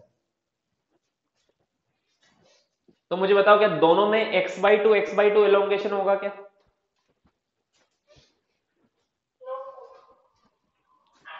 क्या दोनों में सेम इलोंगेशन होगा? हाँ, वो तो स्टिफनेस कांस्टेंट पे डिपेंड करेगा k पर। मान लो इसका k1 है और इसका k2 है, तो अगर k1 बड़ा है, अगर इस वाली स्प्रिंग का k बड़ा है, तो ये कम कम इलोंगेट होगी। मान लो मैंने 10 सेंटीमीटर से इलोंगेट किया, तो हो सकता है ये 2 हो, ये 8 हो सकता है ये 8 सेंटीमीटर हो जाए, ये 2 सेंटीमीटर, मतलब तो इनके k1 k2 पे डिपेंड करता है। समझ में आया? जो ज्यादा टाइट होगी उसमें इलोंगेशन कम होगा, मतलब जिसका k ज्यादा होगा उसका x कम होगा, और जिसका k कम होगा उसका x ज्यादा होगा, मतलब x डिफरेंट होगा दोनों का, मींस x डिवाइड हो जाएगा। x क्या हो जाएगा, डिवाइड होगा कि नहीं होगा। तो मैंने मान लो x से एलोंगेट किया, मान लो इसमें एलोंगेशन हुआ x1 का और इसमें हुआ x2 का, तो मैं क्या लिख सकता हूं, x इज इक्वल टू, ये तो पक्का है कि x1 प्लस x2 के इक्वल होगा, ये तो पक्का है ना। हाँ, अब बात करते हैं फोर्स की, स्प्रिंग फोर्स की। क्या वो भी इन दोनों में डिवाइड होगा या सेम होगा?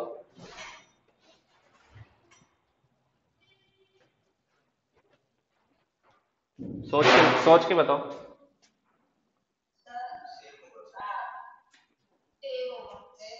सेम होगा, क्योंकि दोनों लाइन से कनेक्टेड है। मैंने बोला है कि, जैसे मैंने बोला कि दो स्ट्रिंग है, एक स्ट्रिंग ये, जैसे ऐसे देखो, एक स्ट्रिंग ये और एक स्ट्रिंग ये, मैंने 2 kg का इसमें ब्लॉक लटकाया है, इसमें भी 20 न्यूटन आएगी, इसमें भी 20 न्यूटन आएगी, आएगी कि नहीं आएगी? या फिर इसकी जगह मैंने दो अलग अलग स्प्रिंग लगा दी, तो इसमें भी 20 न्यूटन स्प्रिंग फोर्स आएगा, इसमें भी 20, ये सीरीज में तो लगी हुई है। समझ में आया? ऐसा थोड़ा ना कि इसमें 10 आएगा इसमें 10 आएगा, या इसमें 5 आएगा इसमें 15, पूरे में सेम आएगा थ्रू आउट द स्प्रिंग। अलग कब आता? अगर मैं बीच में एक ब्लॉक लगा देता यहाँ पे, फिर अलग अलग आ जाता, क्योंकि इस स्प्रिंग में इसका मास भी ऐड हो जाता, होता कि नहीं होता, मतलब इसका फोर्स भी ऐड हो जाता। बट अभी तो लाइन से कनेक्टेड है ना दोनों, तो स्प्रिंग फोर्स क्या होगा, सेम या डिवाइड हो जाएगा? सेम होगा स्प्रिंग फोर्स। हाँ, अब जैसे हम क्लास 10 में हमने पढ़ा होगा, सीरीज में क्या सेम रहता है, करंट और पोटेंशियल डिवाइड हो जाता है, याद है थोड़ा बहुत? सीरीज में हम क्या लिखते थे, करंट सेम रहता है और पोटेंशियल डिवाइड हो जाता था, तो वहां पे हम लिखते थे V is equal to V1 plus V2, ऐसे लिखते थे, है ना। और करंट तो सेम रहता था, तो V is equal to IR formula होता है ना, तो यहाँ पे क्या लिखते थे, IR1 plus IR2 is equal to IR, तो I से I कैंसिल हो जाता था, तो सीरीज में R is equal to R1 plus R2 हो जाता था, याद है? क्लास 10 पास करके आए हो ना तुम? वैसे यहां पर वैसा ही कुछ करने वाले कि x तो डिवाइड हो गया, x और फोर्स सेम है, हमें रिलेशन पता है, F spring force is equal to होता है kx, तो ये तो दोनों में सेम है, मतलब इक्वल टू होगा k1x1 इक्वल टू होगा k2x2, होगा कि नहीं होगा? दोनों में सेम होगा ना स्प्रिंग फोर्स, तो मतलब जिसका k ज्यादा होगा उसमें x कम होगा, और जिसका k कम होगा उसमें x ज्यादा होगा, बट दोनों का मल्टीप्लाई तो सेम होगा, प्रोडक्ट तो सेम होगा, स्प्रिंग फोर्स तो सेम ही होगा ना। समझ में आया? तो x की जगह तो क्या लिख सकता हूं मैं, x की जगह तो क्या लिख सकता हूं, FSP बाई k, और x1 की जगह क्या लिख सकता हूं मैं, FSP बाई k1, और x2 की जगह क्या लिख सकता हूं मैं, FSP by k2, FSP FSP cancel, तो ये फॉर्मूला आया 1 by k is equal to 1 by k1 plus 1 by k2, अगर और भी स्प्रिंग है सीरीज में तो एंड सो ऑन। समझ में आया क्या?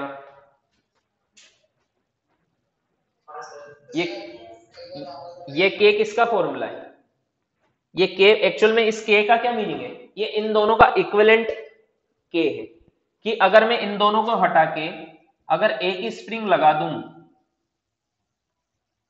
इन दोनों को हटा के अगर मैं एक ही स्प्रिंग लगाऊं और उसको मुझे x से डिस्प्लेस करना हो और सेम फोर्स लगाना पड़े, तो उसकी जगह कितना k की स्प्रिंग लगाऊं मैं, ये वो k इक्विवेलेंट है। समझ में आया? कि इफेक्ट सेम आए, दोनों स्प्रिंग का जो k आ रहा है वो मिलके इस अकेले का एक का आ जाए। समझ में आया?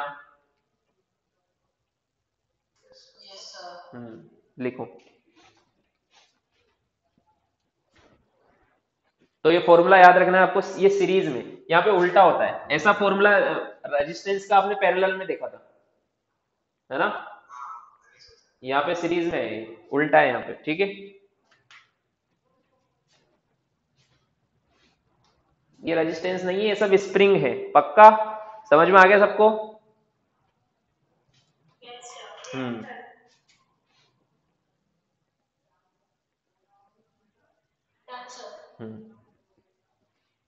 ठीक है।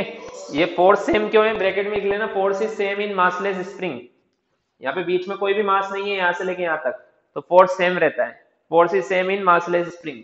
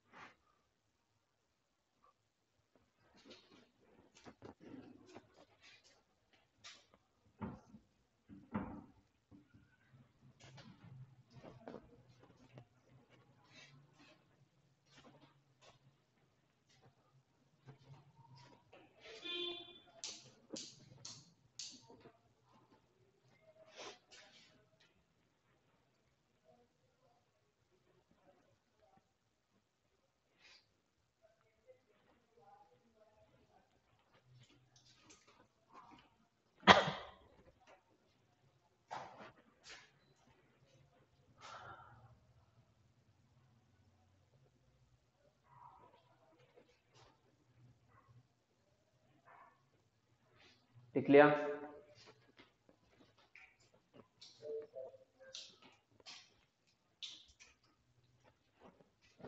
नेक्स्ट लिखो पैरेलल कॉम्बिनेशन।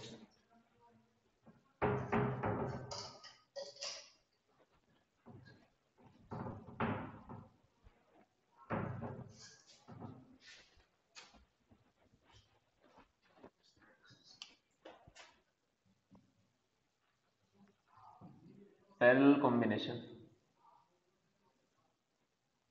पैरेलल में कैसे लगाएंगे स्प्रिंग को?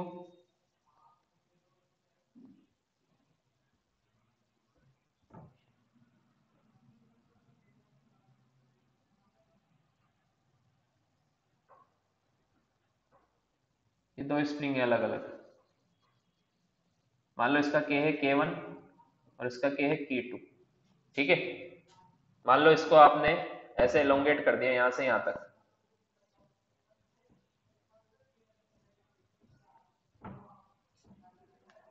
ये इनकी नेचुरल लेंथ थी यहां पर, मान लो आपने यहां से इतना एलोंगेट कर दिया, तो ये दोनों मिलके खींचेंगे इसको ऐसे। समझ में आया क्या? अब मुझे बताओ यहाँ पे एक्स दोनों स्प्रिंग में एलोंगेशन सेम है या अलग अलग? जैसे मैंने मान लो इसको 10 सेंटीमीटर एलोंगेट किया, तो इस स्प्रिंग में भी 10 सेंटीमीटर ही होगा और इसमें भी 10 ही होगा, होगा कि नहीं होगा? दोनों को एक साथ खींचा तो दोनों उतना ही एलोंगेट होगी ना जितना मैंने खींचा है ब्लॉक को, तो एक्स सेम होगा इसमें। पहले एक्स डिवाइड हो रहा था, इसमें एक्स डिवाइड होगा क्या? नहीं। जब एक्स सेम हो, जैसे वहां पे बोलते थे जब पोटेंशियल सेम हो तो पैरेलल होता है, और जब करंट सेम हो तो सीरीज होता है। वैसे अगर एक्स सेम हो तो वो पैरेलल होता है, और अगर फोर्स सेम हो तो वो सीरीज होता है। समझ में आया? फोर्स सेम सीरीज में होता है। इसमें बताओ फोर्स सेम है या नहीं है? स्प्रिंग फोर्स, हाँ डिफरेंट होगा इसमें, या फिर मैं बोलूं डिवाइड हो जाएगा, या डिफरेंट बोल दूं, अलग अलग होगा। डिवाइड भी बोल सकते हो, डिफरेंट भी बोल सकते हो। क्यों? देखो मान लो K1 ज्यादा है, तो स्प्रिंग फोर्स का फॉर्मूला क्या होता है? KX, ये होता है ना। अब जिसका X तो दोनों में सेम है, X तो जिसका K ज्यादा होगा उसमें स्प्रिंग फोर्स ज्यादा होगा, जिसका K कम होगा उसमें स्प्रिंग फोर्स कम होगा, है ना। मान लो इन दोनों, ये दोनों मिलाकर 200 न्यूटन लगा रहे हैं फोर्स, हो सकता है ये 100 लगा रहे हो सकता है ये 150 या 50 लगा रहा हो, मतलब फोर्स डिवाइड हो रहा है। हो रहा है कि नहीं हो रहा है? ऐसे थोड़ा ना है कि ये भी 200 लगा रहा है, ये भी 200 लगा रहा है, फिर तो टोटल 400 हो जाएगा इस ब्लॉक पर। समझ में आया? तो ये डिवाइड हो जाता है, स्प्रिंग फोर्स क्या हो जाता है? डिवाइड। तो मैं क्या लिख सकता हूं कि जो स्प्रिंग फोर्स है वो डिवाइड हो रहा है। मान लो इसमें लग रहा है FSP1 और इसमें लग रहा है FSP2, तो क्या लिखूंगा? FSP1 plus FSP2। Spring force का फॉर्मूला क्या होता है? KX। इसमें कितना फोर्स लगेगा? K1X। और इसमें कितना लगेगा? K2x। समझ में आया? इस स्प्रिंग को x खींचा तो कितना फोर्स लगाएगी? K1x। इसको x खींचा तो कितना लगाएगी? K2x। तो यही तो लिखा मैंने, इसकी इसकी इस स्प्रिंग में फोर्स लगा K1x, और नेट फोर्स कितना लग रहा है? K1x plus K2x। तो क्या कैंसिल हो जाएगा? x। तो K इज इक्वल टू क्या आएगा? तो अगर स्प्रिंग पैरेलल में हो तो उनका K ऐड हो जाता है डायरेक्ट, सबका K ऐड कर सकते हो, क्योंकि पैरेलल में लगाने से स्प्रिंग की कैपेसिटी बढ़ जाती है, ठीक है, इसलिए उनका K मतलब स्टिफनेस बढ़ जाता है, इसलिए K बढ़ जाता है उनका। समझ में आया? एक स्प्रिंग के कंपेयर में दो स्प्रिंग को खींचने में बहुत ज्यादा फोर्स लगेगा, ठीक है।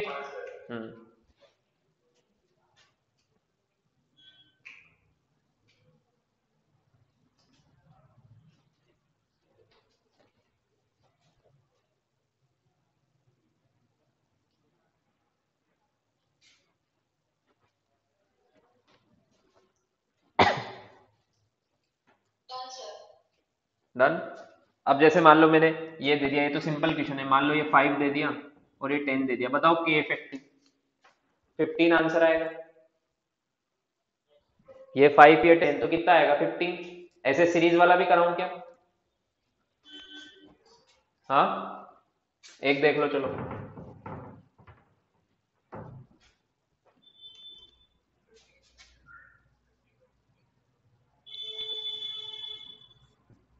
इसका K है मान लो 60 न्यूटन पर मीटर, इसका K मान लो 30 न्यूटन पर मीटर। Find K effective. दोनों स्प्रिंग का K इफेक्टिव बताओ।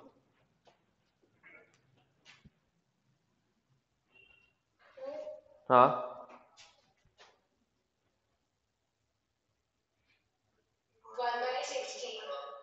उल्टा भी तो करो उसको, उसको उल्टा भी करो। देखो 1/k is equal to 1/k1 plus 1/k2 होगा, है ना। देखो दो स्प्रिंग हो या दो रेजिस्टेंस हो, इसको ऐसे ये फॉर्मूला याद रख लो, K इज इक्वल टू होगा K1 K2 upon K1 plus K2। इसका एलसीएम लोगे K1 K2 आएगा, ऊपर आएगा K1 प्लस K2, उसको उल्टा कर दो, डायरेक्ट ये फॉर्मूला लगा सकते हो दो के लिए सीरीज में। तो 60 इंटू 30 अपॉन 60 प्लस 30 90, सो 3 टाइम्स 3 से 20 टाइम्स, तो कितना आंसर आएगा? 20 न्यूटन पर मीटर। आया समझ में?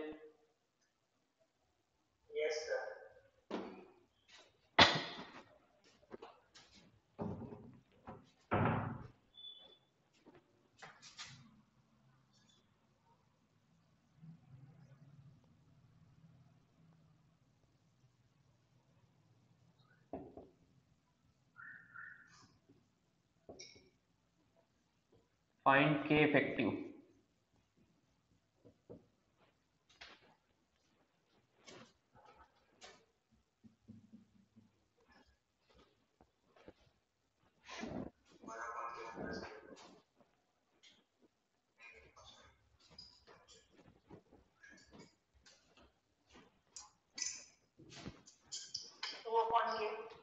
हम्म,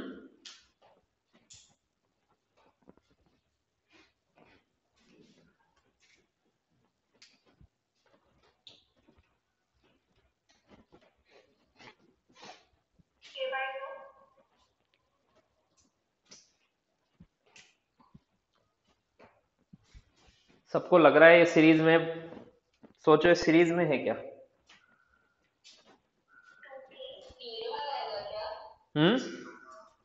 जीरो क्यों आएगा? मतलब इसको खींचने के लिए मुझे कोई फोर्स लगाने की जरूरत नहीं है। K जीरो मतलब इस स्प्रिंग को कंप्रेस करना है या एलोंगेट करना है, कोई फोर्स नहीं लगाना है, अपने आप इसको टच कर दो पूरा कंप्रेस हो जाएगी और ये पूरा एलोंगेट हो जाएगा। ऐसा होगा क्या? K जीरो होगा क्या इनका?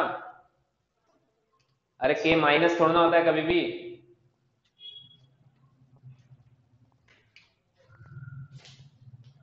जिसको लग रहा है सीरीज में उसका आंसर आएगा k/2, वो भी गलत है।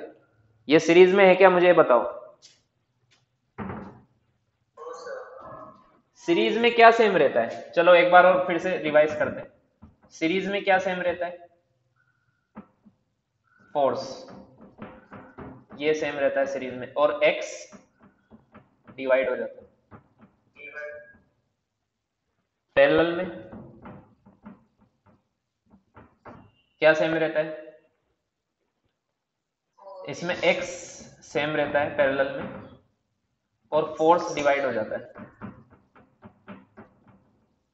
इसमें चेक करो कि क्या सेम है। मान लो मैं इसको इधर से मैंने 5 सेंटीमीटर इसको इधर लेके आया, तो बताओ क्या सेम आएगा दोनों में, x सेम आएगा या फिर फोर्स सेम आएगा, बताओ। x सेम आएगा ना, फोर्स कैसे सेम आएगा। मान लो मैं इसको ऐसे यहां तक ले आया मैं इसको, ये तो कंप्रेस हो गई और ये एलोंगेट हो गई, यहां ले आया, ठीक है, समझ में आया। अब देखो ये वाली स्प्रिंग इस पे इधर लगा रही होगी और ये वाली भी इधर ही लगा रही होगी, दोनों उधर ही लगा रही है, क्या सेम सेम लगा रही है क्या, दोनों का x सेम है बट दोनों का k, अभी तो चलो फोर्स भी सेम है क्योंकि k भी सेम है, बट टोटल कितना फोर्स लग रहा है, ये कितना लगा रही है स्प्रिंग kx, ये भी कितना लगा रही है kx, इसमें भी x कंप्रेशन हुआ है तो ये भी kx उधर ही लगाएगी और ये भी kx उधर ही लगाएगी, टोटल कितना लग रहा है 2kx। तो डिवाइड हुआ कि नहीं हुआ, इस वाली स्प्रिंग में kx, इस वाली स्प्रिंग में kx, ऐसे दोनों स्प्रिंग मिलके एक साथ कब लगाती है फोर्स, सीरीज में या पैरेलल में, पैरेलल में लगाती है ना। अरे दोनों मिलके, जैसे अभी पैरेलल वाले कॉम्बिनेशन में हमने देखा था ना,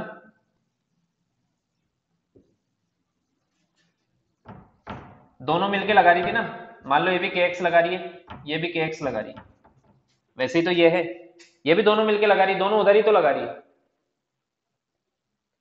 तो इसमें फोर्स डिवाइड हो गया, इसमें x सेम है। मान लो आपने 5 सेंटीमीटर इधर लेके आए तो इसमें x होगा 5, उसमें भी x होगा 5, होगा कि नहीं होगा, कंप्रेशन हो या एलोंगेशन हो उससे क्या फर्क पड़ता है तो एलोंग सेम ही ना, x कहां से मेजर करते हैं, नेचुरल लेंथ से, तो इसमें भी x 5 होगा, उसमें भी x 5 होगा, मतलब x सेम है। x किस में सेम होता है, पैरेलल में, तो पैरेलल में क्या होता है, k इफेक्टिव का फॉर्मूला k1 प्लस k2, तो कितना आंसर आएगा 2k, 2k आएगा इसका आंसर।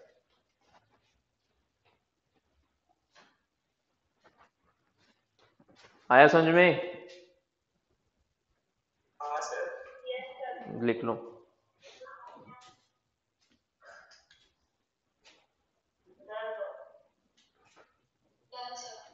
डन, एक क्वेश्चन और कर लो।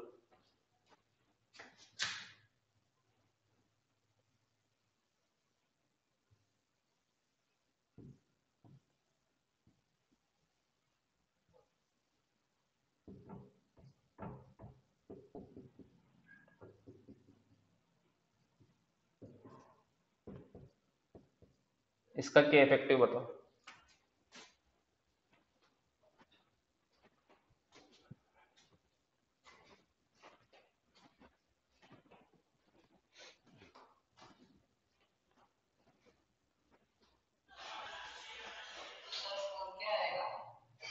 क्या, यस 4k आएगा। देखो ये दोनों तो डायरेक्ट पैरेलल में दिख रही, ये दोनों भी पैरेलल में दिख रही, तो इन दोनों का k प्लस के 2k, इसका भी k प्लस के 2k, तो इसको मैं ऐसे लिख सकता हूं, इन दोनों को हटा के एक लगा सकता हूं मैं, और इन दोनों को हटा के भी मैं एक लगा सकता हूं, इन दोनों को हटाया तो 2k लगाऊंगा, इन दोनों की जगह भी 2k लगाऊंगा। अब ये दोनों किस में, अभी मैंने बताया था पैरेलल, तो पैरेलल में ऐड हो जाएगा, तो 2k प्लस 2k 4k।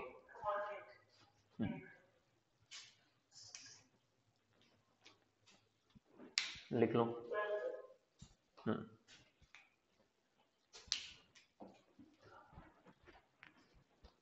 सो स्प्रिंग फोर्स भी कंप्लीट हो गया। इस चैप्टर में अब बचा है inertial and non inertial frames, वो नेक्स्ट लेक्चर में पढ़ेंगे। सो ये चैप्टर कंप्लीट हो जाएगा।